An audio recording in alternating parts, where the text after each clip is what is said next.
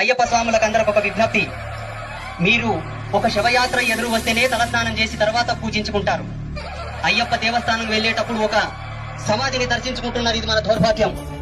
అయ్యప్ప దేవస్థానం వెళ్లేటప్పుడు ఒక సమాధిని దర్శించుకుంటున్నారు, ఇది మన దౌర్భాగ్యం.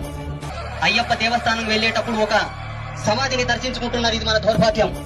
ఇప్పటికైనా అది మార్చుకోవాలి. ఇలాగే ప్రతి గ్రామంలో, ప్రతి జిల్లాలో, ప్రతి మండలంలో కూడా దర్గాలకు పూజలు చేయడం, దర్గాలకి కందులు చేయడం కూడా బంద్ చేయండి దయచేసి చెప్తున్నా. అవసరం లేదు మనకు.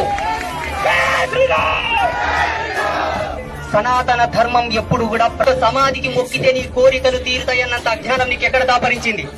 సనాతన ధర్మం ఎప్పుడు కూడా ప్రాణం లేని విగ్రహాలకు పూజ చేయమని చెప్పలేదు. అటువంటిది ఒక సమాధికి మొక్కితే నీ కోరికలు తీరుతాయన్నంత అజ్ఞానం నీకు ఎక్కడ దాపరించింది? ఎవరిచ్చారు మీకు ఈ హక్కు? ఎవరిచ్చారు మీకు ఈ హక్కు? ఎవరిచ్చారు మీకు ఈ హక్కు? ఏమి తక్కువైందని మనం విధర్ములకు పూజలు చేయాలి? ఏమి ఇచ్చలేదు నీ ధర్మం నీకు?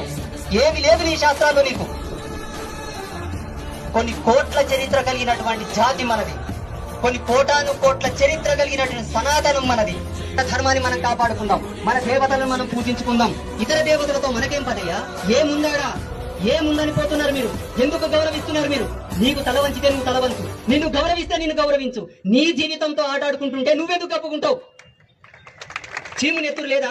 ధైర్యం లేదా మనకు?